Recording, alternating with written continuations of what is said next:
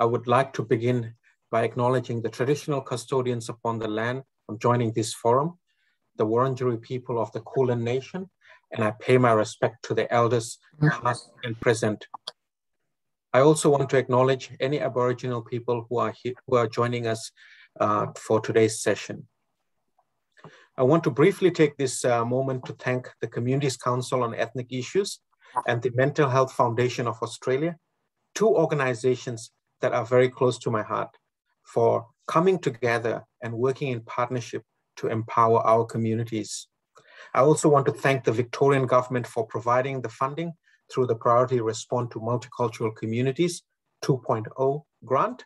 These fundings are critical and goes a long way for communities and organizations to form partnership and work together to address some of the issues arising due to the impact of this pandemic.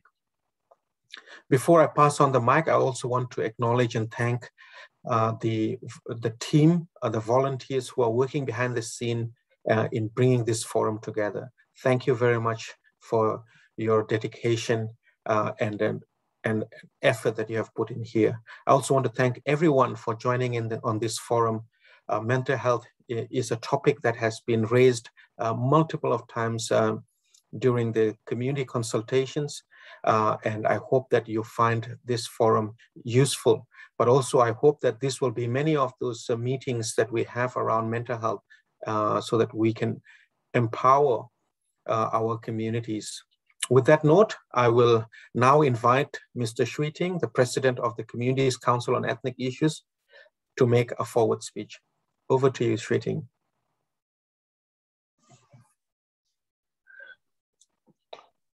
Thank you, Wei. Good morning, everyone. My name is Shui Ting Chair. I'm the President of the Communities Council on Ethnic Issues, Eastern Region Incorporated, referred to as CCOEI in abbreviated form. I also would like to acknowledge that we are on the land of the Wurundjeri people of the Kulin Nation, and I pay my respect to the elders, past, present, and emerging. It is my honor to announce that we have received funding from the Victorian government through the Priority Response to Multicultural Communities during Coronavirus Phase 2 program to address some of the key challenges our communities are facing during COVID. It is my great privilege to welcome you all to this session. I want to thank our partners for this event, Mental Health Foundation Australia and Swinburne University, for working with CCOEI to empower our communities when they need it the most. I am mindful that our communities are facing immense difficulties as a result of this pandemic. Many aspects of life within our communities have been severely impacted, such as employment, business studies, health and well-being, and social life. We have received feedbacks from the communities that mental health is a growing concern under periods of extended lockdowns. So CCOEI takes this opportunity to partner with Mental Health Foundation Australia and Swinburne University to address these mental health issues and initiate discussions so that our communities know where there is help and where they can access help. I'm also very proud that we are partnering with the Department of Health so that we can address some of the underlying issues about vaccination, why there is hesitancy or mixed conception about vaccination. Today's session provides an opportunity for our audience to ask any questions that you have on topics of anxiety, depression, and post-traumatic stress disorder, also known as PTSD, as well as the vaccination program. I hope this session will help you better understand and cope with your own mental health, and take away some self-care strategies to get by these challenging times in COVID, as well as helping you make informed decisions going forward to have a better understanding of the benefits of vaccination. With that note, I would like to take this opportunity to announce that CCOEI, through its Migrant Settlement Committee, in partnership with Migrant Information Centre, Services Australia and Swinburne University, will be hosting an employment forum, which will take place in November 2021. Details will be provided. Please follow our social medias, CCOEI Victoria's Facebook and LinkedIn page, Twitter, or visit our website for more information. Once again, I would like to congratulate the team from CCOEI and Mental Health Foundation Australia for this much needed forum. I would also like to thank Ms. Vivian Nguyen from the Victorian Multicultural Commission for the ongoing support of our initiatives, and we are grateful for the support from the Victorian Multicultural Commission. On behalf of CCOEI, I acknowledge the commitment and dedication of our external working group, consisting of numerous local councils, including Manningham, Whitehorse, Boroondara, Monash, Knox, Maroondah councils, Migrant Information Centre, Services Australia, and many community leaders who are offering enormous support to CCOEI as a working group for our PRMC project. Thank you all, and hope you will find this workshop useful. Thank you.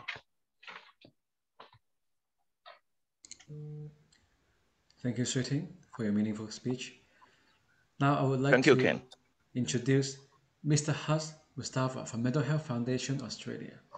Hus is a very proud Australian with a Turkish Cypriot heritage with humble beginnings, who migrated to Australia with his family 52 years ago at the age of 10, at a time where you were expected to assimilate into the Australian way of life and not to be different. Hus was the longest serving senior executive at Commonwealth Bank with 46 years of experience, of which 18 years he was in the general manager role. Hus was over a quarter of a century now has been very active in promoting cultural diversity both in the community and his workplace. And Hus's work was also acknowledged on the 2014 Queen's Birthdays Honours List and was awarded the Order of Australia Medal for his services to multiculturalism and business. Please join me in welcoming Mr. Hus Mustafa, Secretary of Mental Health Foundation Australia. Thank you, Ken, for that very generous introduction. Good morning, everyone, and what a great pleasure it is to be amongst you today on a very wet Melbourne morning. And I'm absolutely thrilled that there's nearly 300 participants to today's Zoom meeting. But on behalf of the Mental Health Foundation Australia, it is my great pleasure to welcome you to today's important session on depression, anxiety, and PTSD through the lens of COVID. Before we start, can I also begin by acknowledging the traditional custodians of the land that we are meeting on today, wherever you may all be on. And today, I am on the land of the Wurundjeri people of the Kulin Nation, and I pay my respects to their elders, past, present, and emerging. Can I also acknowledge all the VIPs, the guest speakers, and participants attending today's event. As a proud board member on Mental Health Foundation Australia board, the oldest established Mental Health Foundation Australia, which was established way back in 1930. I am delighted to be working with the Communities Council on ethnic issues to bring to you the exceptional speakers that we have invited today, especially Professor Greg Murray, who is our keynote speaker today. Thank you, Professor, for accepting an invitation for you to share your valuable knowledge with us today.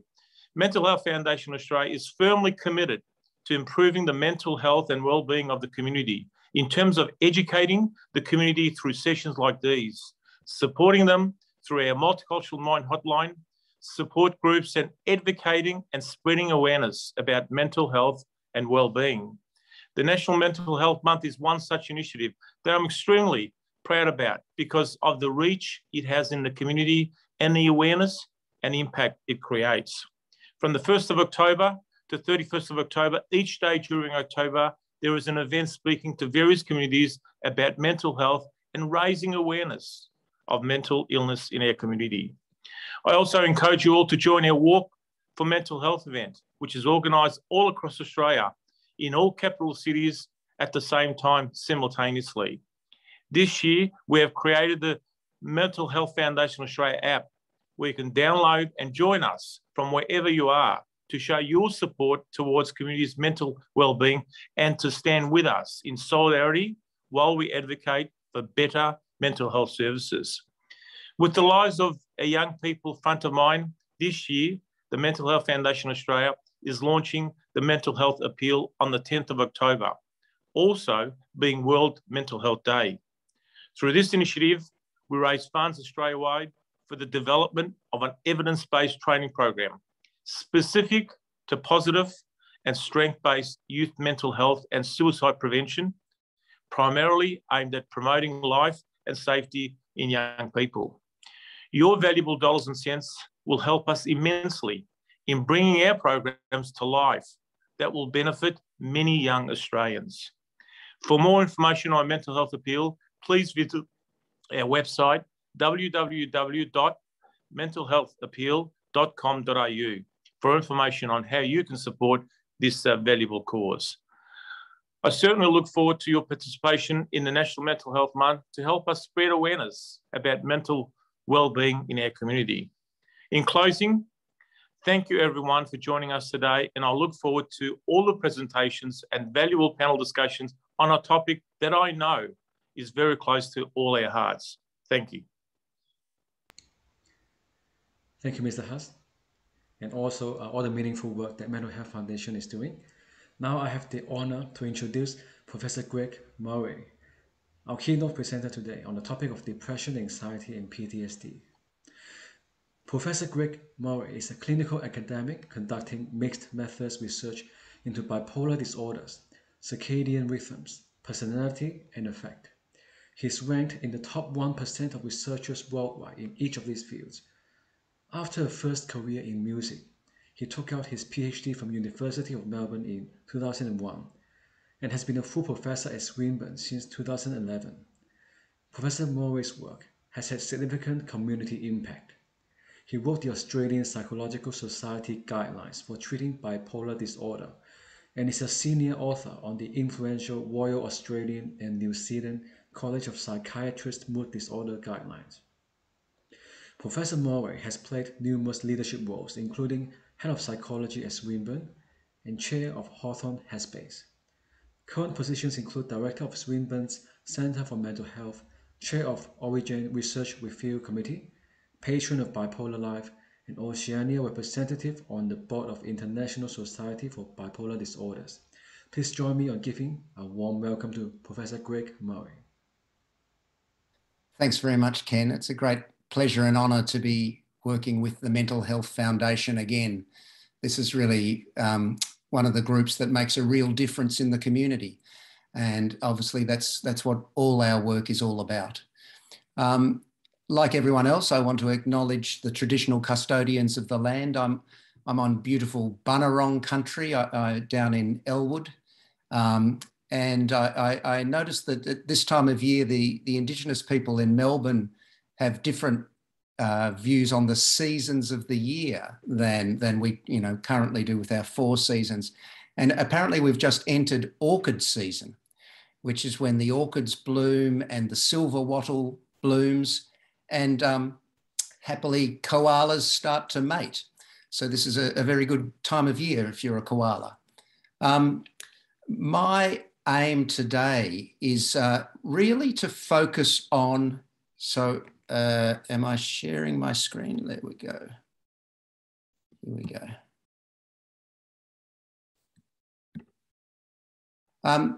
My aim today is to focus on some self-management strategies. So I'm not going to go into the data about COVID and lockdowns and its impact on mental health. I'm going direct to, I think, hopefully some suggestions that are actually useful for those of us on the call who are finding this present time a little bit challenging. So I'm going to introduce you to some self-management tips and strategies. And the Preethi, I think, has disseminated already to the people who are on the Zoom call a handout that sort of expands a bit more on what I'm going to say today in this very brief talk. And the first thing to sort of unpack a bit as we think about how we're all responding to COVID and the challenges at the moment is to just put a bit of nuance into the definition of mental health. And I think one very useful thing to do is distinguish between what you might call the dimension of mental illness and the dimension of positive mental health. And it's useful to think about these as two different facets of what we mean by mental health. And I noticed that Hus Mustafa a second ago was talking about the funding that has been received as part of suicide prevention work. And the work that the foundation is going to do in that space is very much focused on a positive strengths-based approach. And that's what I mean by this positive mental health dimension. So when we distinguish between these two sort of facets of mental health, we end up with this sort of grid where you can think about yourself, and I encourage you to do this now, to think about yourself in terms of what quadrant you would end up in. Obviously, we want ourselves and our loved ones to be flourishing, where we're experiencing good, strong, positive mental health. That is, we have satisfaction in life. The things that matter to us are kind of working. We have hopes and dreams that we are able to pursue, so positive mental health. But we also have, if we're flourishing, an absence of mental illness challenges, right? At the other end of the spectrum, in that pink quadrant, we have people whose lives are, quite severely impacted by mental illness. And those people have quite different challenges to someone who is just, suboptimal, not quite where they want to be in their positive mental health. And we may have very different suggestions for them.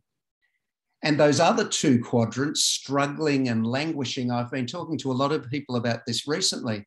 And I think at the moment, facing COVID, many people are in one of those two sort of quadrants. None of us are particularly flourishing because all of us have barriers to the things that matter to us.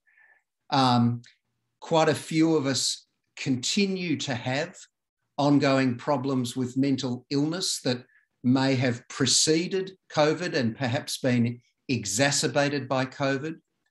But a lot of us are having what we might call incomplete mental health. Things are not working out for us. We're experiencing more anxiety than normal. We're experiencing perhaps more lowered mood than normal. And we may also just be struggling in that we're frustrated with our inability to pursue things that really matter to us. And I think here a lot about young adults in particular when I think about struggling. It's not so much that they necessarily have a mental illness or warrant a diagnosis. It's more that they are being impeded from what they should be doing at their developmental stage. My daughter, who's 21, told me a story last night. She was watching a TV show that she's fallen in love with. It's an old show called The Secret Life of Us, which is set down here on Bunurong country. And she said there was one episode about a party, and her and her friends decided they couldn't watch it. It was just too painful to watch what young people are meant to be doing, when you're 21, meeting new people, taking some risks, etc. All that is not available to young people at the moment. And that's one quadrant that I think is particularly important not to forget about. So, some strategies and tips. First, and so following on that model where we're distinguishing between mental illness and positive mental health, let's just say a couple of things firstly about positive mental health, the sorts of things that matter to us in terms of really flourishing. And you've probably seen these ideas before. I mean, they're largely common sense, but I think it doesn't go without saying. I think it's worth remembering these things. The importance of connection, which we're all feeling hopefully at the moment as we sit and share our commitment to our own well-being and others' well-being. The fundamental importance of physical health. I must admit I was one of those people who was very excited when the Victorian government said as part of lockdown, one of the reasons to leave home was exercise. This represents, I think, a very, very positive shift in understanding mental health and well-being, that as fundamental as going to see a doctor for an appointment is getting out and working up a sweat in one way or another. The importance of trying to find ways to keep your mind fresh, keep learning, learning new skills, something that you maybe have been putting off for a long time. One of the things we all have at the moment is perhaps some more downtime without commutes, etc. And so the opportunity we all have is actually to do that thing that we've been perhaps overlooking for a while. Oh, sorry. Just going back. Two more final points. One of the things that we know really matters to human beings and does make us feel better, helps us flourish, and people who are flourishing often mention this as a behaviour, is something about giving to others. There's something really important for human beings about not having ourselves as the centre of our focus. And of course, there are many, many opportunities for us to simply smile at someone as you're walking down the street, or do a little piece of work for the neighbours. My partner yesterday made some biscuits and took them across to the new family who've just moved in across the street. And I'm sure both the new family and my partner benefited from that activity. And then finally, there's something about that's associated with mental health and well-being that is about where you put your attention moment by moment. And I mentioned before that it's a nice sunny day in Bunurong country, and it is. And I try and remind myself to pay attention to those little phenomena, those little sensory experiences that can just get me out of my head, get me out of the worries and concerns that might otherwise attract my attention. So let's talk in the last 5 minutes or so about some of these worries and concerns and what are the best strategies for dealing with them. 3 approaches to managing stress. And I call these 3 things the power of planning, the power of perspective, and the power of being present. So let's look at the power of planning. That's the map, by the way, that took the American astronauts to the moon for the first time. A hell of a lot of planning was probably required to make that happen. This is a core skill that we get. We see it in problem-solving therapy. We see it in cognitive behavioural therapy. It's the skill of problem-solving. One of the things that I find as a clinical psychologist that is incredibly beneficial for people, I'm often talking to people who have a whole heap of challenges in life. They may have mental health disorders. They may also have social challenges, unemployment, etc. And one of the things that's most useful in the first session or 2 with people is simply to hop up on the whiteboard and list what the problems are. Actually, as it were, externalize the problems so you can stand back and have a look at them. And after we do that, and for a given person, there might be 5 or 6 problems, of course. And if those problems are just bouncing around inside your head, they feed off each other and very quickly, of course, become overwhelming. But the trick of externalizing them especially using the written word. In my experience, it's quite different to just talking about these things in dialogue. And you can do this yourself. So I do it as a psychologist, but we can do this as a self-management technique. We write down a list of our current concerns, pick the one that is most concerning for us. The trick here, of course, is you've listed them all. You're not going to forget about the others. And this is something you can't do in your head. Your head will just keep sliding around and one will come up and you say, but what about the other one, blah, blah, blah. But putting a list actually puts a linear structure, which does help us keep our heads above water. And once you've picked a problem, list all the solutions you can think of, including ridiculous ones. It's useful to do this step in consultation with someone you trust, bounce around ideas. What would you do? Would this work? Here's a crazy idea. Then choose one of these suggested solutions you've come up with and work out what it would involve to pursue that solution. What do you need? You might need advice. You might need to sit on a phone calling a government agency for a couple of hours. And believe me, I've done that. And as part of doing that, of course, you may need to think, how am I going to tolerate sitting on the phone for a couple of hours waiting for a government agency to get back to me, right? So you problem solve all the little steps in this. Then you pursue the action, see how it went, and give yourself feedback, again, perhaps in consultation with someone you trust, about how that worked. Did it work completely? Did it partially work? And then finally, reflect on this in terms of thinking, what did you learn about the problem? It might have gone. What did you learn about the solution? You may have learned a new skill in terms, you might have learned that once that person in the government agency picks up the phone, they're actually quite helpful. But you also may have learned something about yourself. You may have learned, gee, I wish I hadn't procrastinated about solving that for a couple of weeks because it did really end up being a bit of a burden to me, for example. The power of perspective. So this is the famous idea that we've known since the ancient Greeks. The woman who serves me my coffee every morning is Greek, and she was talking the other day about some of the insights of the ancient Greeks, which have had a huge influence on psychology in particular. And this is one of the core ideas. How we experience a situation depends a lot on the perspective we take of it.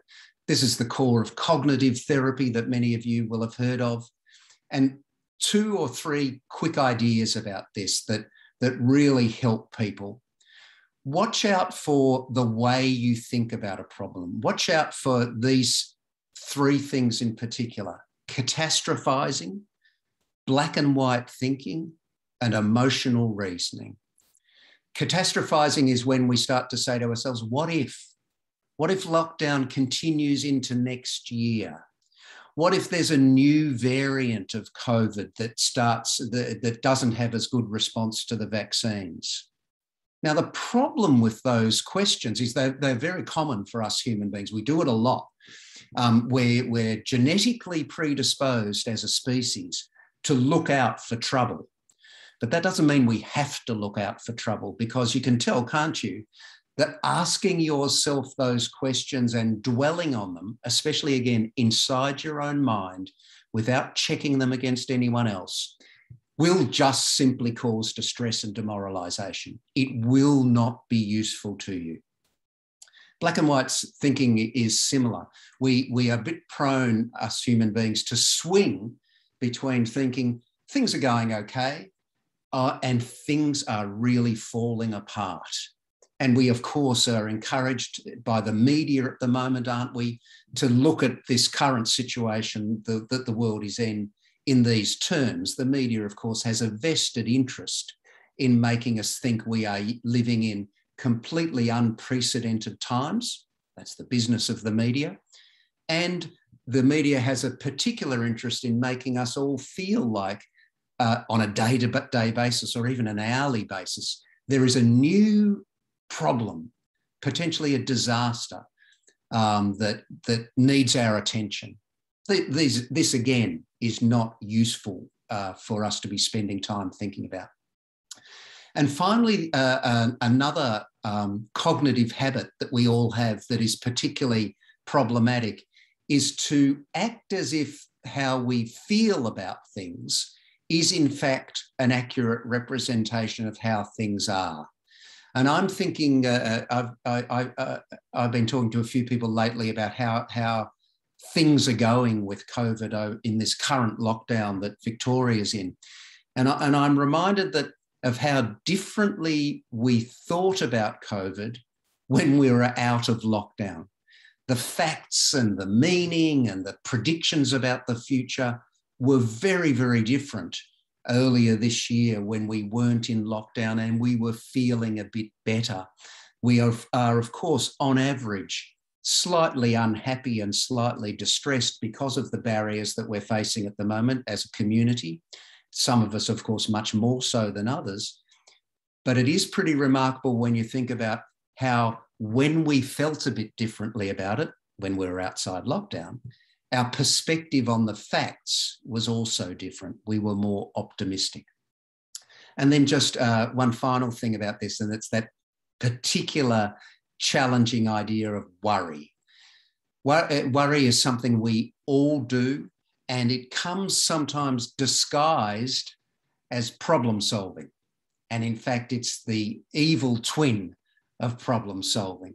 It's where we focus on a problem, typically inside our heads. We do this internally.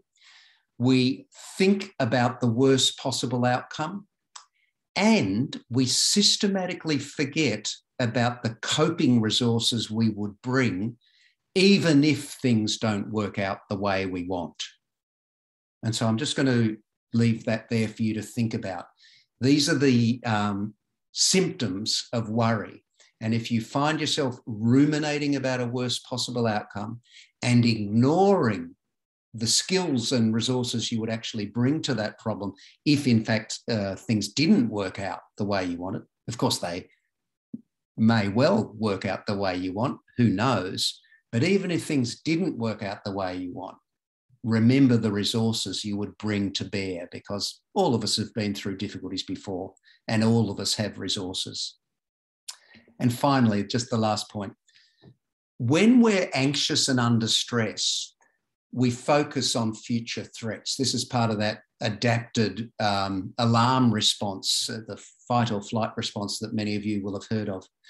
And the Buddhists tell us this, and Stoic philosophers from Greece and Rome, ancient Greece and Rome, tell us this, that the antidote to stress and worry is to use the senses and the breath to help us bring attention to the present moment and help us unhook from what the Buddhists call the monkey mind, the silly jabbering of thoughts. Now, it takes some effort to learn the skill of, this is mindfulness, many people will know it as, or meditation. It takes some time to learn the skill. But what I tell my clients, and I've learned myself from my own experience, is that skill is worth learning. It's easy to learn.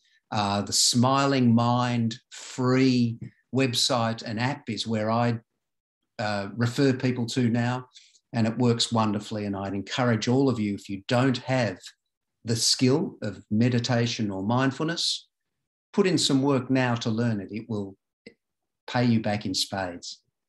And then finally, as already mentioned by Ken, seek help if necessary. I'm talking about the self-management strategies that you can use. But if you're finding that negative emotions and thoughts are in fact getting on top of you, it might be time to seek help, to reach out. It's a huge amount of good quality information on the web. Health Direct is the federal government's introduction and overview of what mental health is and what you can do about it. Your GP is a great starting point if you think you may need some professional assistance. But Beyond Blue actually has really helpful helplines to help you discuss and work through where the best place for you to get help might be. And then, of course, as Ken also mentioned, sometimes we're in crisis. That's a different thing again. And if we're in crisis, then O is your go-to. Thanks very much. I hope that was useful. Thank you, Professor Greg, for the powerful tips and strategies in taking care of our mental health. And I'm amazed by how everyday wisdom of living in the philosophical perspective of focusing on what we can control can help ease our anxieties and manage stress. Now I would like to introduce Dr. James Karantonis. Dr. James Karantonis is a professional psychologist with a PhD in clinical neuroscience. He works as a counselor for services such as Men's Line Australia and as a postdoctoral researcher and lab manager at the Melbourne Neuropsychiatry Centre. James is also heavily involved with the Australian bipolar disorder community as the president and support group facilitator at Bipolar Life, a not-for-profit charity organization. Welcome, Dr. James. Thank you very much, Ken. And thank you to everyone who is joining us from wherever you may be. I'm currently residing on Jawajali land up near Horsham. So I will just share my screen now. And hopefully everyone can see that. So I thought what I would do in my very brief presentation today is just talk about anxiety and anxiety from the perspective of a student. So I finished my PhD last year with Swinburne University, so very much experienced what it is like to study during a COVID pandemic. And that's a novel environment for everyone. So I thought today I'll talk a little bit about anxiety and about how as a student you can seek support and help yourself through this really new and difficult time. So what is anxiety? It's a word that we use very commonly nowadays, but some people can use it for different reasons, but anxiety is the anticipation of future threat. So a long time ago, if you had people sitting by the fire and they saw a lion, they might not, feel much when they saw it, but as soon as they notice that it eats, your fellow companions, there's that anxiety that comes. You'd learn to avoid the lion. And nowadays, it's not so much a lion, but it might be COVID. It might be that anxiety about, if I get sick, or if you're a student, it might be anxiety about my upcoming exam. It might be, I'm worried about what my friends think of me. I'm worried what score I'll get on that test or assessment. So the anxiety of the past is not really too relevant nowadays. And we've got very much in this COVID scenario, a new thing to worry about. So anxiety is very common. 1 in 4 Australians suffer from anxiety. So if you take a classroom full of your friends and peers and you're suffering from anxiety, know that you're not alone, that it's likely that there are at least a handful of other people who are also going through a similar thing. And the way anxiety manifests, it does so across your mind, your body, and your behavior. So things like heart rate increases, your palms get sweaty, your breathing increases. These are things you might not be consciously aware that is happening. You're not thinking, oh yes, my heart rate's increasing, my breathing's getting faster, but it's just things that happen when you are feeling anxious. In the mind, things like rumination, so thinking over and over and over again about something might be a sign that you're anxious. Thinking worst case scenario, and like Professor Murray said before, catastrophizing that the worst is going to happen. And also in your body and in your behavior, avoiding something because you're anxious about it, whether it's avoiding studying for that test or avoiding, I guess in this current context, going on a Zoom call with your friends because you're worried about what they might think. So anxiety can affect us in a lot of different ways. But as I used the example of avoiding the lion, I also like to think of anxiety like a bit like chili sauce. It's fine. It's only when you've got too much of it is it really a problem for you. So some practical tips for anxiety. And as a prior student myself, I found it really helpful seeking support from my support networks. I remember very early on someone said, reach out to people around you. And I really had no idea specifically who they were referring to. And over my studies, I contextualized that in terms of experience. So seek out those who have more experience than you. And this might include your supervisors. If you're doing postgrad study, if you're an undergrad, it might be your unit coordinator, it might be your tutor. And seek out older students, people who've done that class the year before. These are people who are going to know, what it's like to be in your shoes. People who have more of an understanding of what you're going through and what's required of you. So seek out those who share your experience. And a prime example of this would be people who are doing the course with you. They're in your shoes. They understand what you're going through. They're going through the same thing. So if you are feeling anxious, sometimes, confiding in someone like a course peer, a fellow student, can be really helpful. And seek support from those with different experiences. So this might be your family. So for example, your parents, if they're in a different field, or, they know you on that personal basis, they're going to be able to offer different insights and supports different to people like your supervisors. And the same goes for your friends as well. So for me, particularly, it was a combination of people who got more experience, the same experiences, and different experiences that really gave me a well-rounded support network. And that was something I found particularly useful in dealing with my own anxieties. And that was just, I guess, specific to study. But when it comes to something like COVID, we're all going through it together. And so that would very much fall under that shared experience. So don't hesitate to reach out to people in your support network. I know myself, that's really what got me through a really difficult year. So what can you do today about your anxieties or worries? And my number one tip would be focus on self-care. Before COVID, self-care was a term that maybe wasn't appreciated as much as it is now. We didn't really understand the value of self-care. Self-care is looking after yourself, essentially.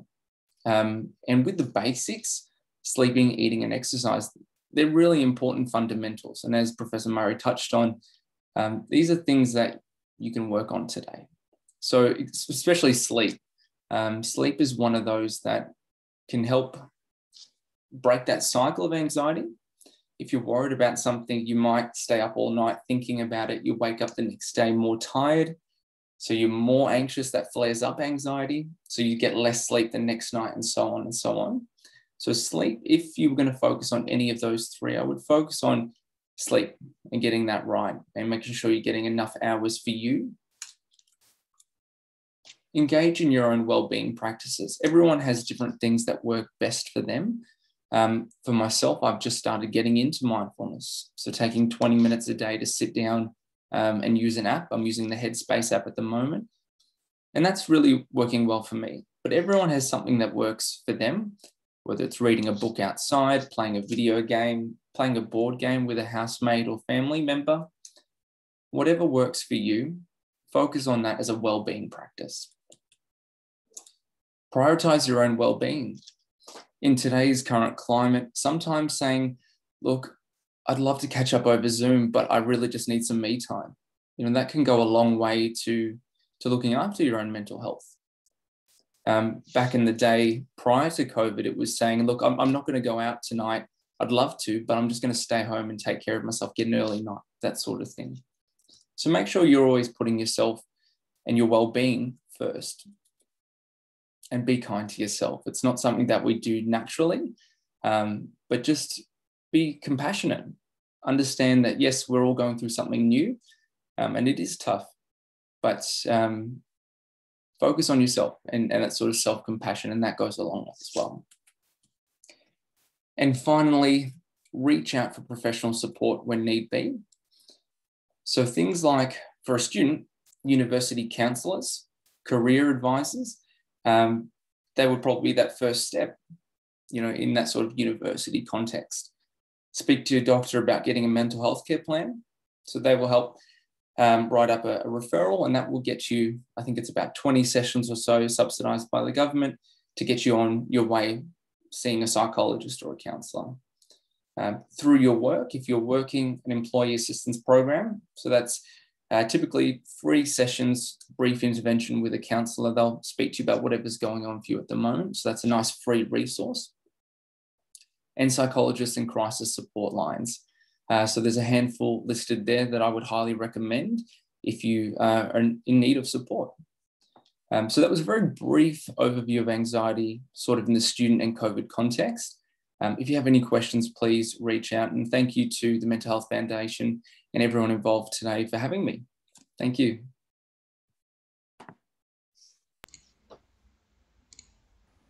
Thank you, Dr. James, for your power tips on anxiety. Now I'm pleased to introduce our panel moderator for today, Dr. Alana Roy. Dr. Alana Roy is a registered psychologist, mental health social worker, and psychedelic therapist. Inspired by wisdoms, traditions, and modern clinical practice, she's a mother, a wife, traveler, lover of music and animals. Over the last 13 years, Dr. Roy has worked and remained active in a range of settings including sexual assault, domestic violence, suicide prevention, schools, disability, mental health services, and the deaf and deafblind community. She works with children, youth, and adults. In more recent years, Dr. Roy has developed a personal and professional passion for plant medicines and psychedelic-assisted psychotherapy through mind medicine. Please welcome Dr. Alana. Over to you. Thank you, Ken. And before we move on to introducing Harlan and doing the Q&A, just really want to take a moment to, of course, acknowledge the traditional owners, which we're all on today. It's incredible lands in Australia. But in the space that I work in, the field of psychedelic science, just want to take a moment to acknowledge the shift that's occurring with the renaissance in the field of psychedelic science, and just really hoping that we continue to respect and work closely with Indigenous communities all around the world who have used these medicines for thousands of years. And as we bring these medicines through the research paradigm to Australia, it is my hope, it is my prayer that we do so with integrity, with safety, really strong leadership, and really holding particularly the youth as these medicines enter the mainstream. Very powerful, but we hold them with respect and reverence. Just thank you.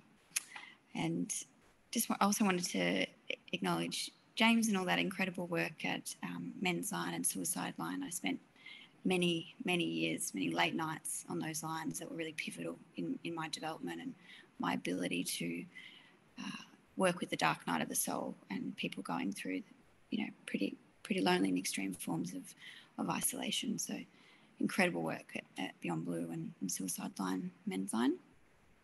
And also acknowledging that my friends at the Mental Health Foundation, who I did my placement with a very long time ago, but I've stayed connected to them, and just the partnership and work that they do is incredible. Again, just taking a moment to acknowledge the impact that COVID has had on all of us. And through crisis and through shifts and change, there is the capacity to dig deep into, our values. When all our things are stripped away, our comforts, consumerism, ability to see people, shopping, distractions, activities, when all of that is stripped away, what is left? And I invite you over the course of the coming weeks just to really reflect on your deeper values, your connection, whether that's to land, that's to spirit, religion, philosophy, science, the bigger truths in this great mystery that we're all a part of.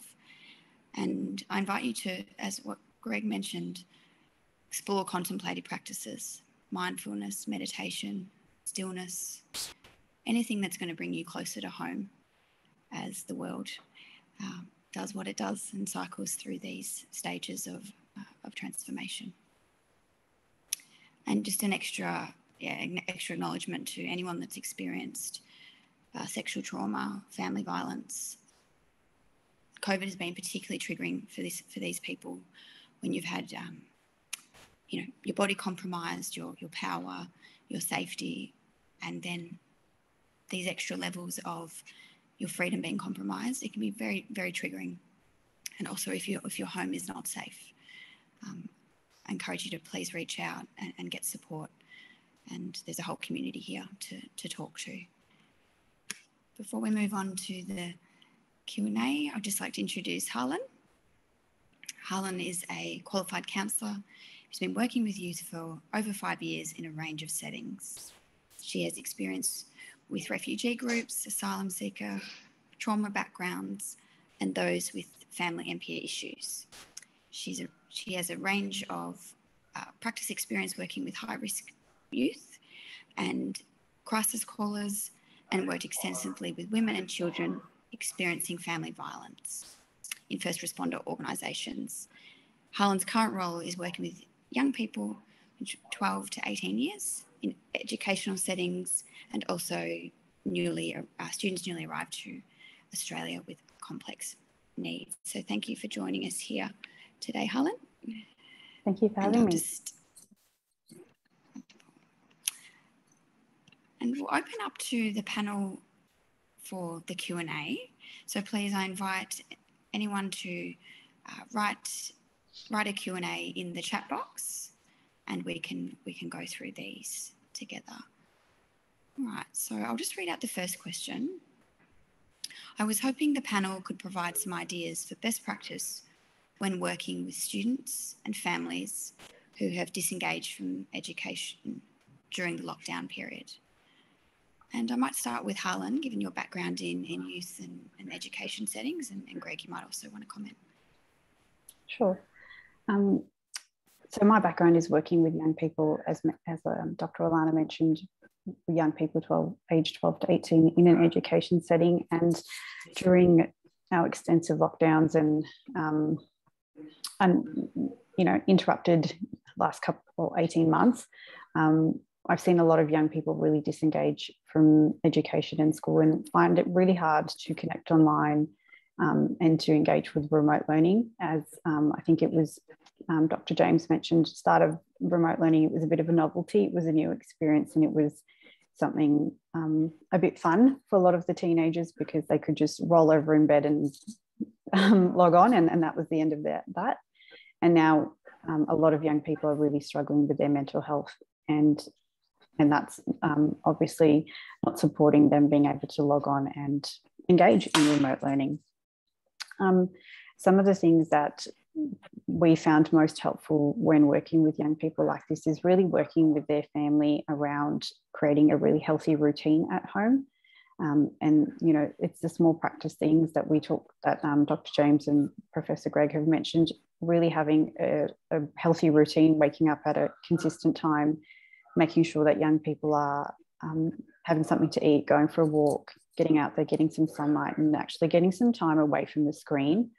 A lot of young people are feeling very overwhelmed, and there's a lot of screen fatigue, and we know they're not very good sleepers anyway. And so that extended period of screen time is really impacting their rhythm and how they can focus. We've also really encouraged families to work with young people, with their children or with their students, and just have them perhaps create small lists that they can tick things off during the day, just having small tasks that they can, you know, achieve and feel like they've actually gotten through something for the day, not taking it too hard on themselves to attend every call and do everything and go above and beyond. Just really, I think, going through and creating a small timetable or small list of things that they need to get done. And even if that's things like making sure they've had their 3 meals a day, they've stayed hydrated, they've gone for a walk, spent some time away from the screen, and perhaps done something with an adult or sibling or someone else in the home. So just, I think really creating a sense of routine has been most helpful, and where they're able to, encouraging to engage online. But I think just helping them to create some kind of norm in their day has been most helpful. Thank you, Harlan. Greg? Yeah, thanks, Harlan. I completely agree with all those things you're saying. The other thing that I'm thinking is right now at Swinburne University, we have concerns about our students and their engagement, or, you know, how they're coping with things at the moment. And one of the things that we would add to that sort of list of coping and wellbeing suggestions that you made and James also brought up is humans aren't just what's happening to them, they are also where they think they're going. And so one of the things that we're doing actually today when I come off this call, we've got some recent graduates of Swinburne who, you know, are making their way through their careers, and interesting things are happening and unpredictable things are happening in their careers. And we've got a huge amount of interest from the current students just to hear those stories, because I think that's one of the most difficult things at the moment. It's hard to look forward. It's, you know, it's hard to have things to look forward to, but it's also hard for us to map out an image of, you know, what's my life going to be like? You know, those things that young people, of course, are naturally thinking about. So I just think that another strategy is paying attention to the sorts of narratives we're inviting young people into about where to next.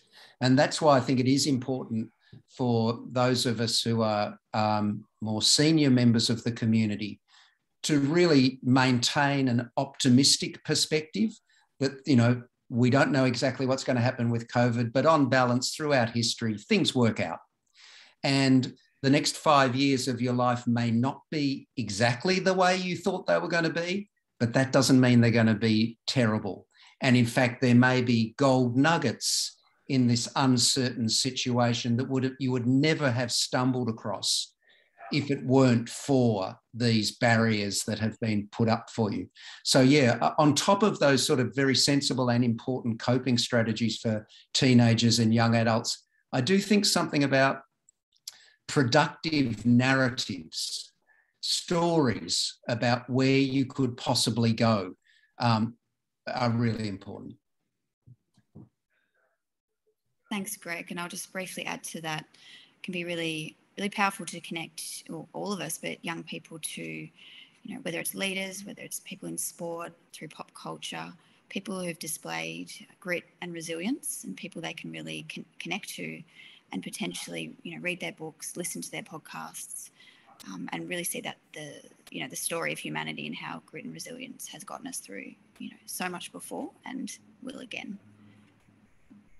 We'll move on to the next question. I think, James, you might be able to help with this one. My 17-year-old daughter suffers from extreme social anxiety. She's currently trying to finish year 12 and is struggling so much. She's currently seeing a psychiatrist and psychologist, but how do we help them if they won't help themselves? And that's a really tricky one for parents. You know, there's that drive to help, to fix, to look after their child. But I think, and Greg, you could probably support me in your perspective on this, but I think as a parent, we're all discovering this new time together, and we don't have all the answers on how to fix things, but just being there as a support to listen so that your child feels heard. You know, it's not a massive or expensive, you know, solution to just make sure that you're there to listen to your child. It's something that we can all do today, but it is something that, particularly through counselling, I've learned that it is a really powerful tool. And so I think for someone, you know, with social anxiety, going through year 12 is hard enough as it is, you know, with all things, you know, smooth sailing, and social anxiety is really tricky. So I think I'm glad to hear that they're getting support, but as a parent, maybe just being there for your child, being an open ear, and not putting, I guess, that pressure on for them to discuss it. You know, tell me what's going on, but saying, rather, I'm here for you if you'd like to talk. And that would be a great start, I think, in conjunction with those other supports. Yeah, I mean, that's always been the job of a parent, is to worry, right? Mm-hmm. I remember the first parenting book I read when my son was born, the first sentence was, you know you're a good parent if you worry. But it's a bind, right? You're absolutely right, James. There are some things that it is very hard to help with, especially as our kids get older, adolescents, young adults, we can't make them do things. We can't pull them in certain directions. I completely agree with you, James, that often the best we can do is just be present with them. And something about that can be reassuring.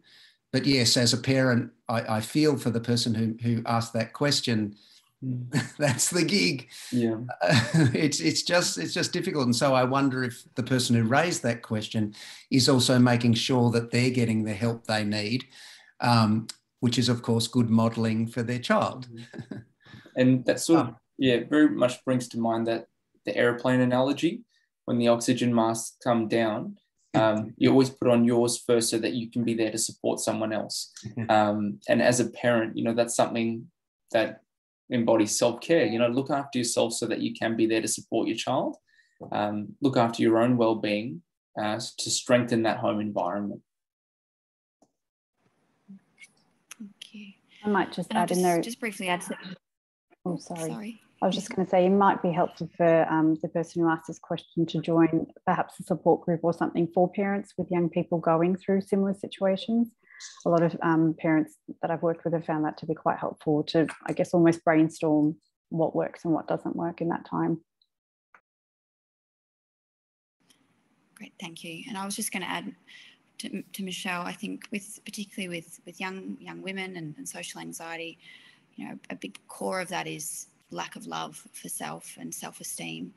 And, just if you can surround her with any positive role models, any female role models who have good self-esteem, who are okay to be vulnerable and not perfect and really strong in that. And I think, getting your relationship right with yourself is the biggest tool with the world. And also, Michelle, if you can help her explore body-based practices for her nervous system, anything like meditation, swimming, full body scans, anything that's going to help regulate her capacity to settle herself. If you can work on her nervous system and her relationship with herself, be powerful. We'll go on to another question. Do we have any advice for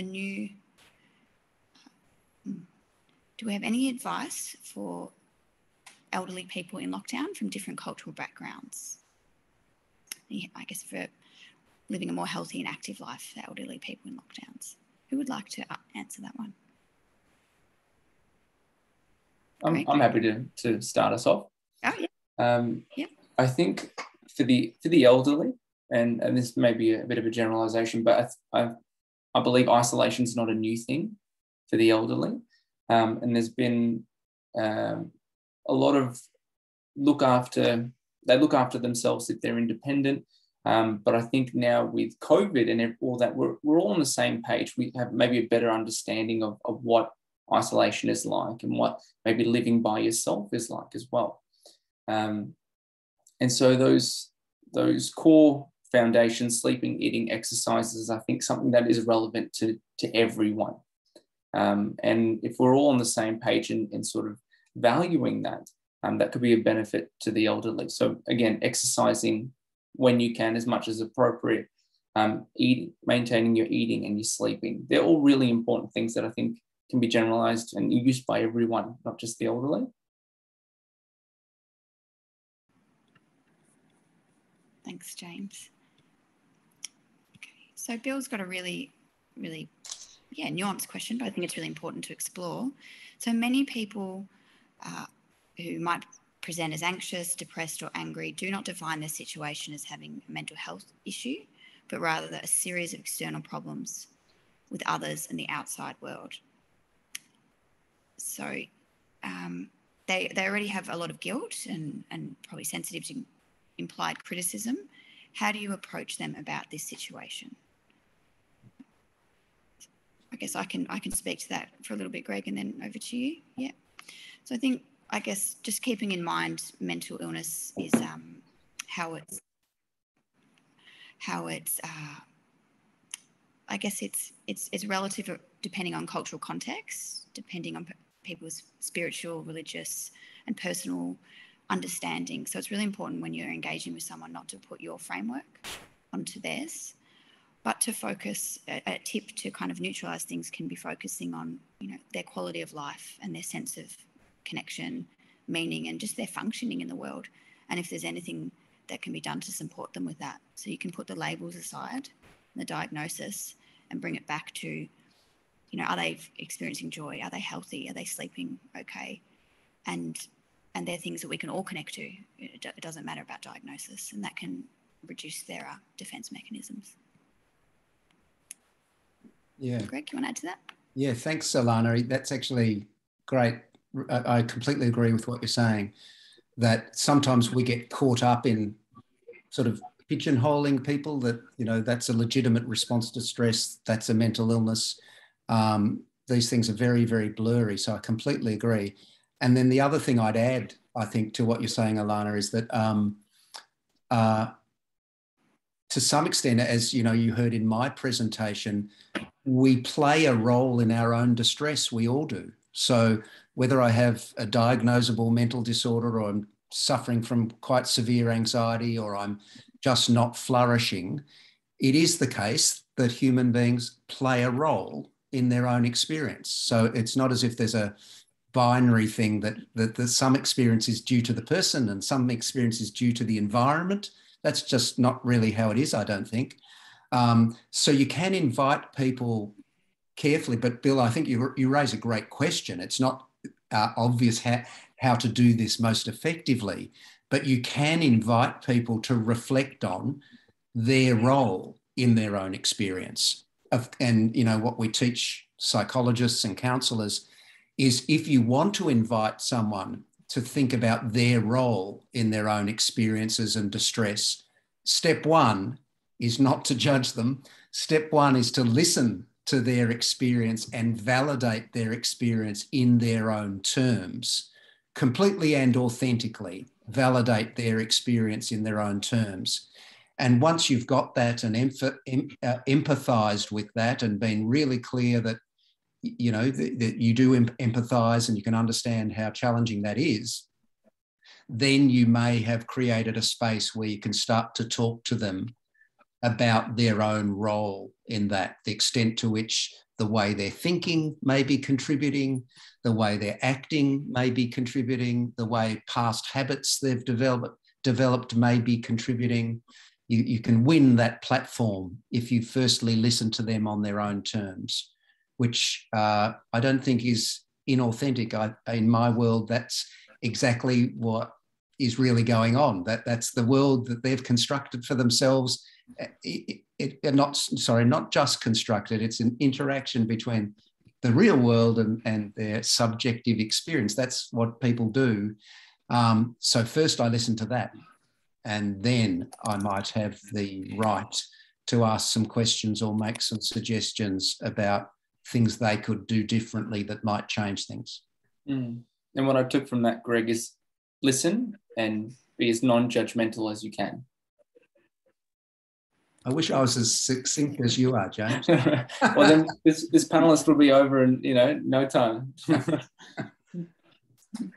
Yes, we've only got a couple of minutes left, so I might just, you've got some incredible questions here. Because I'll be leaving after this panel, if anyone does have any follow-up questions for me, you can contact, or any of us, you can contact the Mental Health Foundation, and they will filter the questions, and we'll make sure that you get follow-up. So just don't want anyone to be left out, because these are really important questions. I guess one that's quite sensitive is how do we speak to children and youth, I guess, about suicide? Who would like to answer that one? I can perhaps start with this James? one. Harlan? Yeah, go Harlan. It is obviously something that's quite important, and I would say that just from what I've seen in the last 18 months, there has been a lot more awareness around on suicide and how to ask that question. I think if it is your child that you're talking to, then you would know best in a way that's obviously comfortable to them and to you how to approach that question. When I work with young people, I think the best option is always to just be very clear and trying to use those exact words around suicide or self-harm, if that's what you're asking about. a very difficult question to ask, and sometimes we can feel, particularly with those that we love or care about, to I guess not make it sound as scary, and we might use other ways to ask it, but I think just being very clear so that the other person knows exactly what you're asking, and that is what you're aware of as well. I think the other person feels very comfortable answering if you use the word suicide, because it helps them to go, okay, well, this person understands what this is or what this means, and I can be open with them. And I think perhaps also just looking into some really great resources, if this isn't something that you sort of practice in for parent support, or for I guess even from the Are You OK Day website, given we just had that last week, just, you know, being mindful of having a quiet space, what time of day you're asking, so not it's like a rushed conversation, being mindful of maybe who else is listening or what's been happening for that person during that day. If you're starting to notice any changes in them and you think it's the right time to ask them, giving them that dedicated space and time to really be clear with what you want to talk about, and offering them support. So I guess making it quite a personal conversation and not very dismissive of whatever they might say. Thank you. And I'll just add to that, that often when we talk to children about suicide, but also death, a lot of us don't actually ask them what's their opinions and their beliefs. What do they think life is? What do they think happens when they die? What is how would they like to be looked after if they are experiencing pain as a family, and what would help them? So I think it's a beautiful point of connection to explore meaning with children, and take away help them alleviate the fear that we're all in this together, and that these thoughts can come and go, but they are like waves and they often don't last. And if you can reach out to someone in that moment, the ocean can become still, and just taking away the stigma of talking about life and death and suicide. It's really important. Did you want to add anything there, Greg, or good? No. You're the only person I can see on my screen, so we'll just have one more question, which is, I think, is a really important one. Do you have any specific advice for people in their 30s and 40s who are single and live alone and are rarely mentioned on this stage? And I'll also add in another question, you can weave the both, is that how do we, this demoralising feeling of being still in lockdown, even though the rates keep going up, I guess the isolation, and then any tips or strategies around that? I think it comes back to what Greg was saying earlier about having something to look forward to. We have to adapt to our new normal. I work a lot with people with depression, and there's always that comparison to who I was before, and I'm not performing as I was before. And it's about readjusting, setting that bar to what's appropriate, and going easy on yourself, that bit of self-compassion, self-kindness. For those who are, isolated, single, yes, it is a really tough time. And I would say it comes back to that analogy: look after yourself first, and then you can embrace others into your world when the time comes.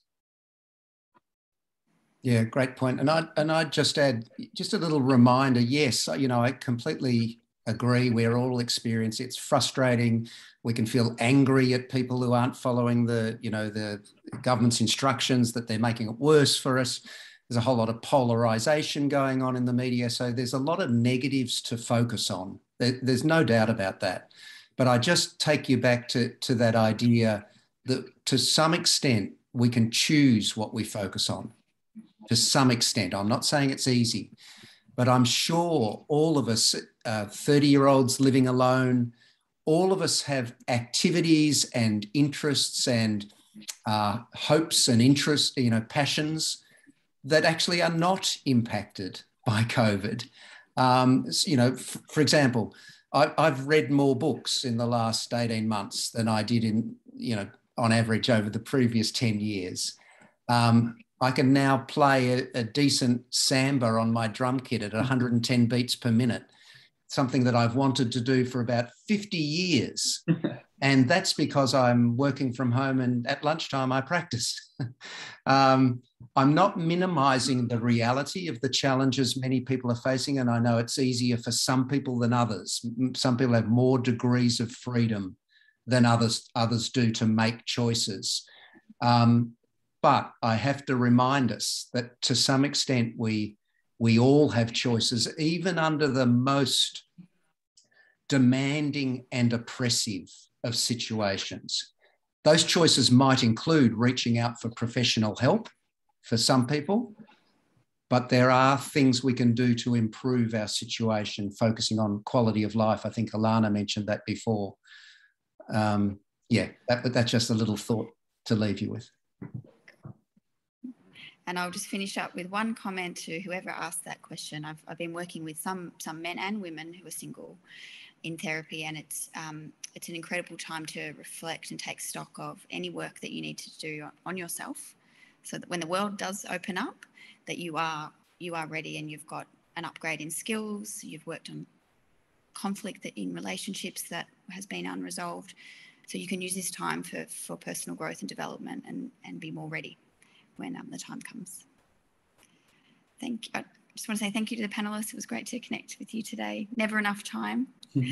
And thanks to everyone who wrote in these questions and had joined us today. I think Ken is going to play some music. Is that correct, Ken? Oh, thank you, Dr. Warren. Yes, I will be. So thank you all the panelists, Professor Greg, Dr. James, and Harlan, and Dr. Warren for such a thought-provoking and enlightening panel discussion. It is truly eye-opening and inspiring to be able to absorb your wisdom and knowledge while listening to your meaningful conversations. And I'm sure this session will help a lot more audiences on better understanding and improving their mental and psychological well-being. So now I'll quickly play for you my own song that I wrote 8 years ago during my period of isolation and depression. It's called Boast for Life. It is a song that expresses nostalgia for youth and a desperate search for meaning on my lonely path that eventually leads to a more uplifting spirit arriving at the chorus.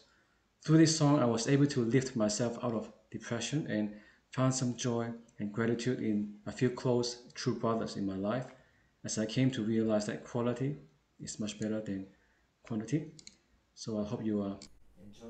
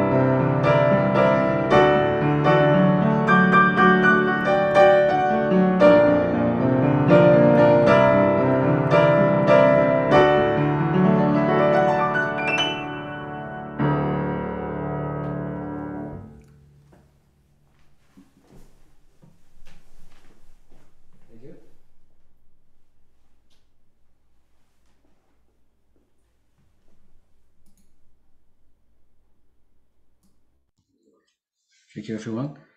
And before you go, can we have photo with the panel as well?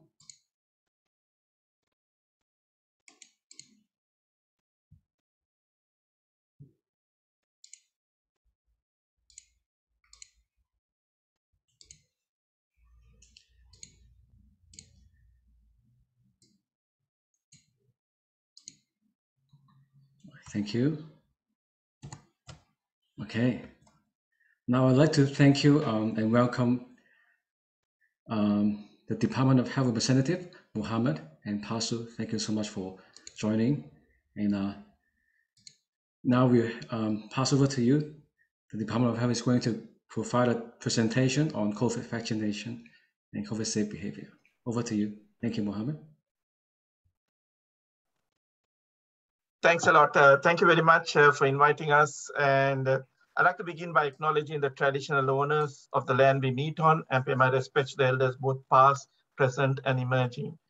What I'm going to do is give you an overview of what COVID, we all know what COVID is, but I think sometimes it's good to be reminded what COVID does to us and how we can support each other and how we can also prevent the infection and also prevent the spread of this disease. So most people who get infected will have a very mild to moderate respiratory illness, and normally it lasts about 2 weeks and people will recover. But sometimes people can get severe illness, and one of the most common illnesses that people would end up with is pneumonia. This is the building up of fluid in the lung region as well. And due to this, sometimes people will go into more severe cases, and this is where we refer to them as acute respiratory distress syndrome, where they would need oxygen, so they would need to be taken into hospitals. And if they get worse, then they would be put into the ICU unit and be on a ventilator. And normally when they put people on a ventilator, they would also put them into an induced coma, so they keep them stable and they're able to be provided with the necessary oxygen that is needed for them to breathe as well. One of the problems with this virus is that it can also cause damage to various organs. So this is called sepsis. This happens, and I'll talk more about this is what we then refer to subsequent to post-COVID times as long COVID. We also carry a lot of microorganisms in our body, and sometimes they could be opportunistic pathogens when we get infected. Now, generally, the virus is spread from your saliva or discharge from when people sneeze. And this is why we strongly recommend people to sort of cover their nose or mouth when they sneeze or cough. And this is why the mask has been made mandatory in Australia and in Victoria especially, that you wear the mask when you go out anywhere or even in an enclosed space. Generally, the incubation period for this virus is about 2 to 14 days. So 2 to 14 days. And this is why it is important if you have come across a person who is infected, or you have been to a site or hotspot as they refer to in common language, which is referred to a tier 1 site where an infected person has been, you must test and quarantine for 14 days.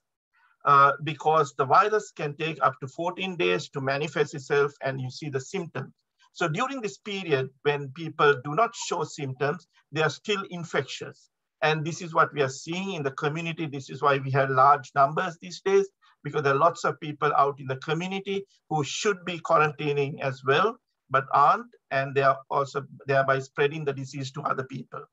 People can be asymptomatic as well. Just to give you some stats, as of yesterday, there's about 223 million cases across the world since the beginning of this pandemic.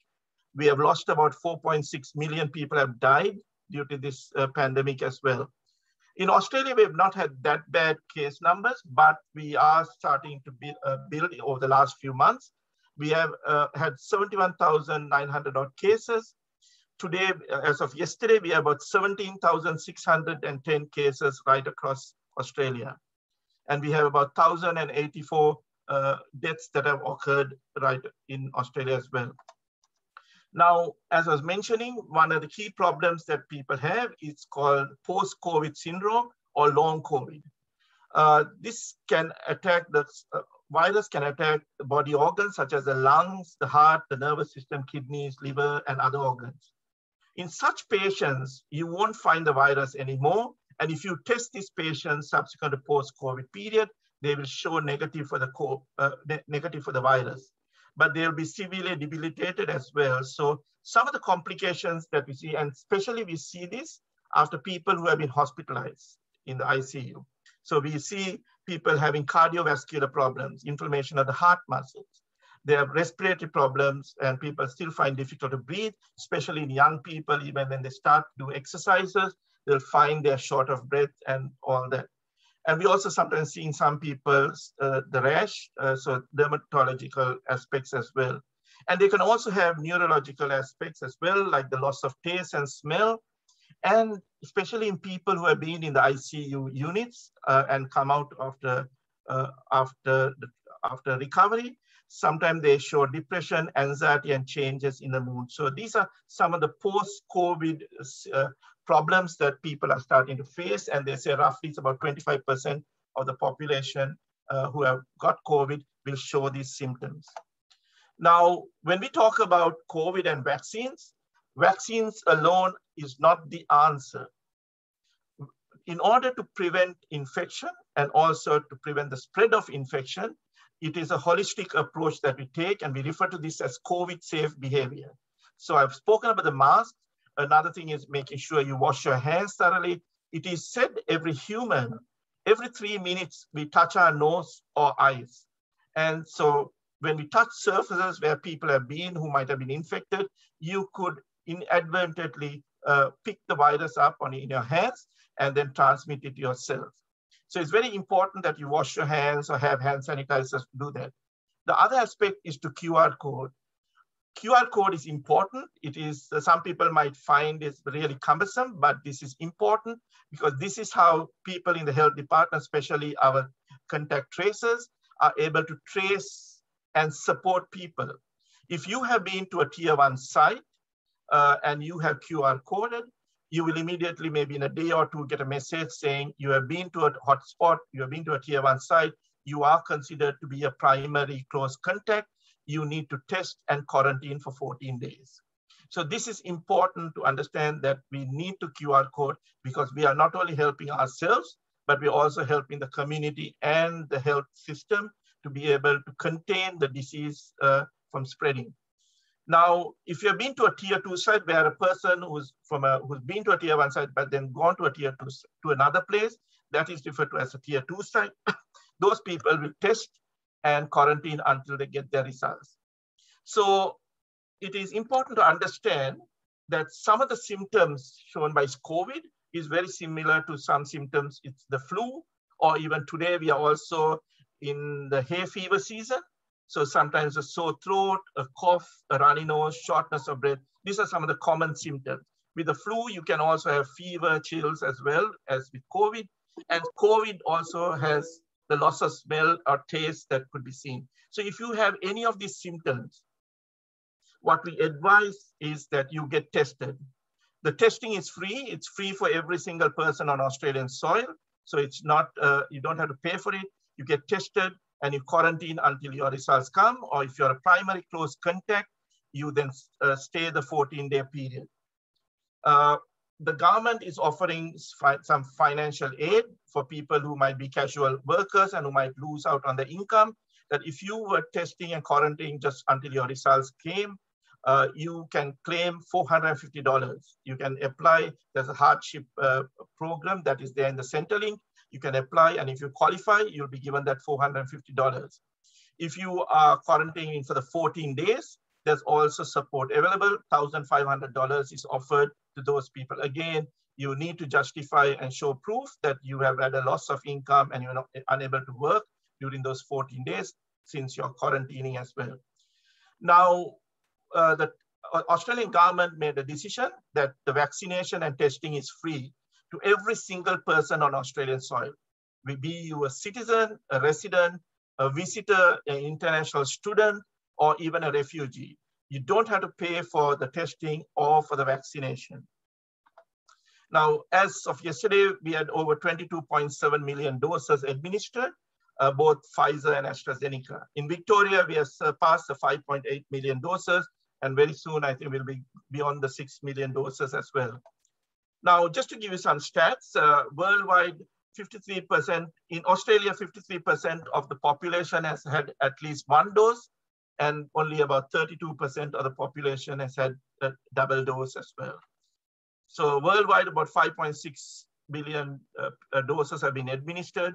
At least 41% of the world population is now vaccinated. There are about 21 different COVID vaccines available across the world. Now, we were to look at the virus itself. This belongs to a family called the coronavirus because of the structure of the crown-like structure on the surface. This also belongs, the COVID virus is also belongs to the same family that we had SARS, and we also had MERS some time ago. Today in Australia, we have two vaccines that have been used. We have the Pfizer or the Comirnaty, the commercial term is Comirnaty. It is an mRNA vaccine. There's a lot of rumors out there. This is something new. This technology is totally new. It is not new. The work has been started way back in 1961, and it has been developed. And the last vaccine, the mRNA vaccine used, was against Ebola. When we had the outbreak of Ebola about a few years ago in Africa, the vaccine was an mRNA vaccine.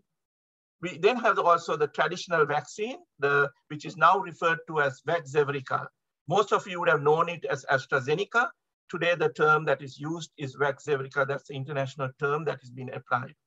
So this is your traditional vaccine, which is where you use a non-harmful strain of a virus, where you incorporate the genetic material. So both vaccines, what it does is when we get injected with it, it produces the spike proteins. It does not produce the virus. It produces just the spike proteins. And when the spike proteins are produced, your immune system gets activated. The immune system then produces the antibodies which targets the spike proteins. So thereby it is the spike proteins are destroyed. Now the antibodies can remain for some time, but what happens is this information of producing this particular antibodies is kept in your memory cells. And when you do get a COVID infection, immediately that is triggered, and that will then get activated, and they will target the virus cells. Now, something to remember and note is that no vaccine in the world can give you 100% immunity. Most vaccines after the second dose will build up over 90%. And you'll see even the latest data coming out from world research papers, if a vaccine, most vaccines, whether it be these two vaccines or some of the well-known other vaccines, they're all over 90% after the second dose. So it's important that people take both doses. Today in Victoria, both the Pfizer vaccine and the AstraZeneca vaccine are given 6 weeks apart. In some cases, like with the Pfizer, at the beginning, they were giving it 3 weeks apart, and AstraZeneca was being given 12 weeks apart. Due to the outbreak, and in order to get more people vaccinated, the state government decided that they would give both vaccines 6 weeks apart so that people could get vaccinated and also build up their immunity. We also have two other vaccines. You would have heard in the last few days, the Prime Minister announced about this. The Moderna vaccine, which is referred to as Pivax. This is another mRNA vaccine, which works in the similar manner as the Pfizer. This should be available in a few weeks' time for general public. This will also be given to the same age group as the Pfizer vaccine from age of 12 up to 59. So, and we also have purchased Novavax, which is another vaccine that should come end of the year or early next year. Now, just to mention, we hear this Delta strain. These days, we hear constantly about the Delta strain. Viruses tend to mutate. Sometimes the change can be small, but sometimes it can be large to cause more pathogenic nature. So what we have today is over 11 different strains of this virus. And they have to manifest in humans because we are the host for this particular virus. And when it undergoes changes in the human and manifests itself, they were initially referred to by the country where it manifested. WHO subsequently renamed them all by the Greek alphabet. And today, out of the 11 that are there. 4 of them are of concern to the WHO, the Alpha, Beta, Gamma, and Delta. The Delta strain is the one that is causing a lot of problems right across the world. And the difference between the Delta strain and the original virus last year was that the Delta strain is more contagious, it spreads faster, it's also targeting a lot of young people. Today in Victoria, the minister announced that 85% of the people are under the age of 50, so it's targeting more of the young people. And just the fleeting contact with a person is enough for you to get infected as well. So this is why it's important that we take all the necessary precautions to avoid getting infected. The good news is both vaccines are effective against this particular strain and the other strains that are there as well. As any vaccine, we can have some side effects. This is very common. So pain, tiredness, headaches, aches, and fever are some of the common side effects that we see. The fever is very rare. It's a very low percentage, but the others can be, you can see from 37% to 83% the possibility as well. Now, in most people, in many people, these sort of side effects are seen after the first dose for AstraZeneca and the second dose for Pfizer. It can also change, but this is what the trend is. But for some people, you might have no side effects. So do not be alarmed that if you do not have side effects, that doesn't mean the vaccine is not working. It's just that each person is different. As we get older, our immune system is not, it doesn't get activated as fast as a young person's immune system. So sometimes those changes will be seen. I wanted to touch on one of the key aspects is the anaphylaxis reaction. Now, this is a severe allergic reaction. So what happens is if you do get an anaphylaxis reaction is you can break out in hives. You can have your throat muscles contracting and causing you distress, and you might find it difficult to breathe. So this happens within the first 15 minutes after the vaccination. So this is why when you do go to get vaccinated, either at a GP clinic or you go to a mass vac site, you are asked to remain there for 15 minutes under observation. Even if you go to a drive-in site, you are asked, you should not be driving at all. You should have parked your car, got vaccinated, and remain seated in the car for the 15 minutes period. So if you do have this anaphylaxis reaction, which is very rare, you can be provided with the necessary treatment and support by the medical professionals who are there as well. Now, people talk about this. I think with AstraZeneca, there's been a lot of media information about clots. These clots are referred to as thrombosis with thrombocytopenia syndrome or TTS. So this is again very rare. Although the media has made such an issue of it, this is not common in most people. If you take AstraZeneca, this AstraZeneca has been given in over 187 countries. So what we see today is that you can see the symptoms for this particular adverse effect between the 4th and the 30th day can occur during that period. And we know now that some of the symptoms are severe persistent headache, chest pain, swelling in your legs, finding difficult to breathe. You might have nausea and vomiting as well, abdominal pain, tiny blood spots under the skin from the site of the injection, and also shortness of breath. If you do have any of these side effects, please get to the hospital and they can treat you. Today, we have very good treatment available for people who show these symptoms. Now, just to compare between COVID and the vaccine, you can get clots due to COVID as well. The clots due to COVID is 16.5% times it's possible for you to get clots due to COVID. If you compare that to AstraZeneca, the vaccine, the chances of getting clots is 0.0004%. So you can see if you weigh the pros and cons of it, it's much better to get vaccinated than getting the clots due to COVID itself. In Australia, we've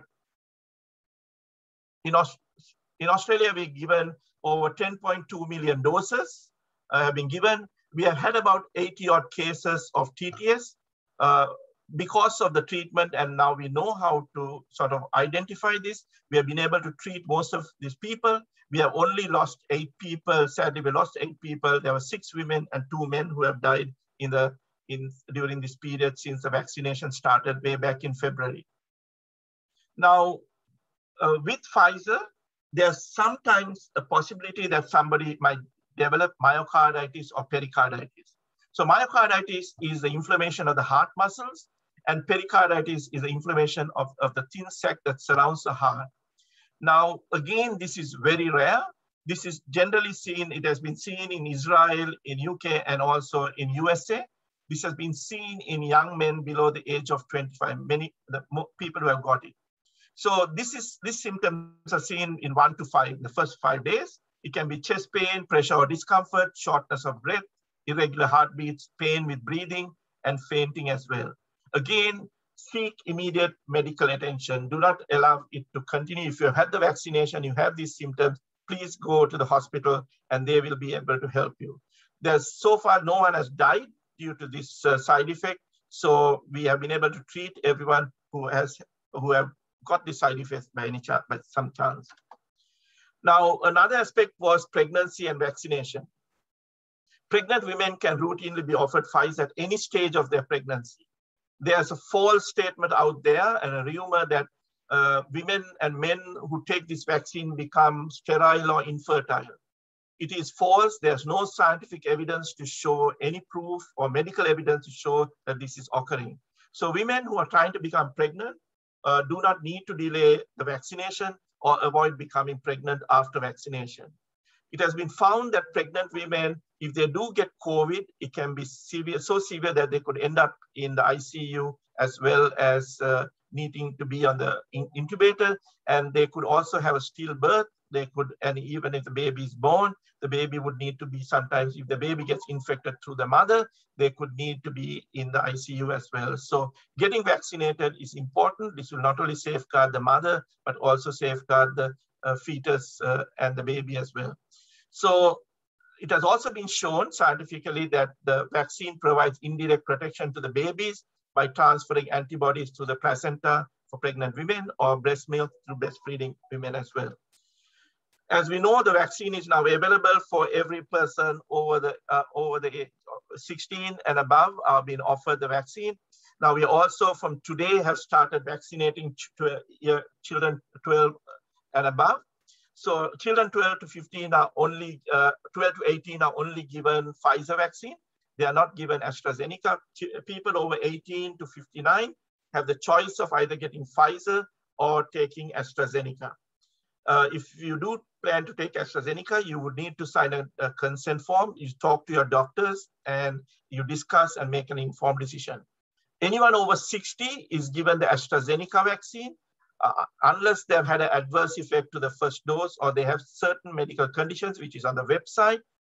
They would apply to the Victorian Specialist Immunization Service and they could be given the Pfizer vaccine. But at this stage, anyone over 60 is only being offered the AstraZeneca vaccine. So again, we are doing a blitz with year 12 students. We are trying to get them all vaccinated before the exams, VCA exam starts. So year 12 students, their teachers, and also the supervisors are being vaccinated. They have priority bookings. Through the school, they can get a special number. They can make their bookings and get vaccinated. This is being done from the 7th, and the sort of a blitz period is up to the 19th of September. If you don't have a Medicare card, or you can apply for an individual healthcare identifier. This could be done online as well. Lots of international students might be able to get this. Now, the only thing with this is the Medicare card will allow you to go to a GP and get vaccinated. You don't have to pay any money. So others, international students and anyone else who does not have a Medicare card, ideally, it would be best to go to a mass vac site or state-run vaccination site. You don't need to pay anything. You can make your bookings and get vaccinated. Now, you can book at any of these vaccination sites. You can go to the vaccination portal site, portal.cvms.vic.gov.au, or call the 1-800-675-398. Lots of people find it's easier to call this number and make the bookings. You can also then look around at various other places. There's lots of places still that do have vaccines available. As the Premier yesterday announced, there's quite a still, and every week we get more vaccines. So today we have opened up new vaccination hubs as well. We have opened 8 schools, have started vaccinating as well.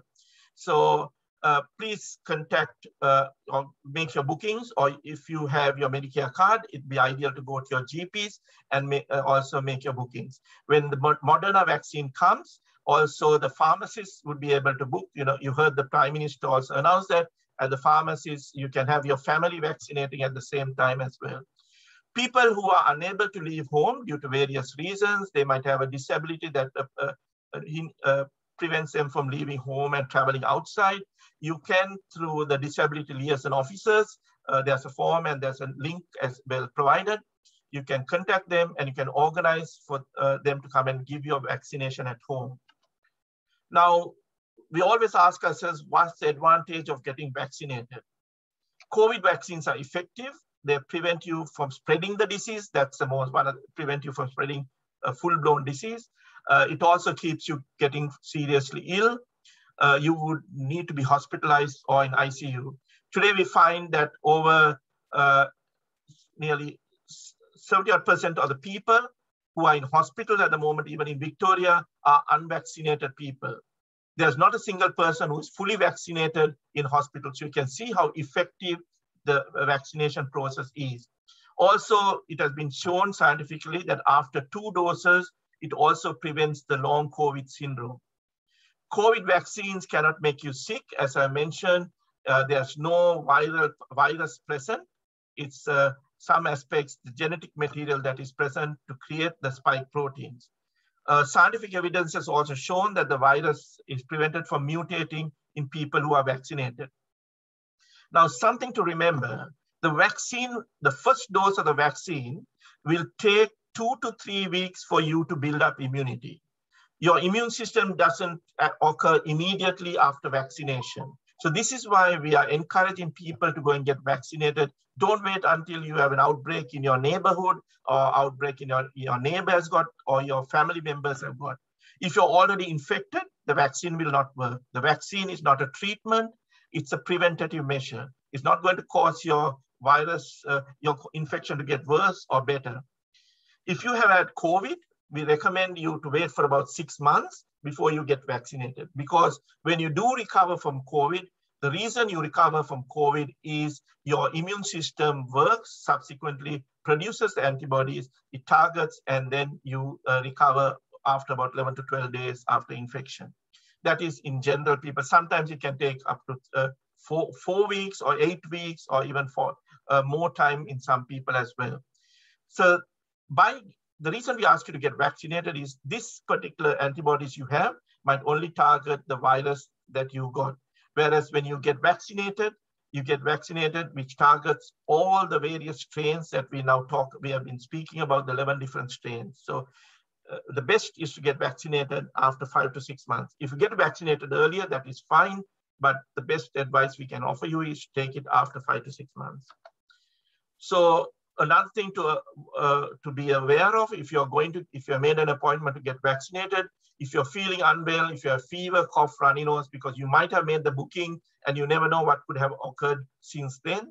So if you're feeling any of these symptoms, please do not go to the vaccination site. Please ring them up and remake your bookings. You get tested.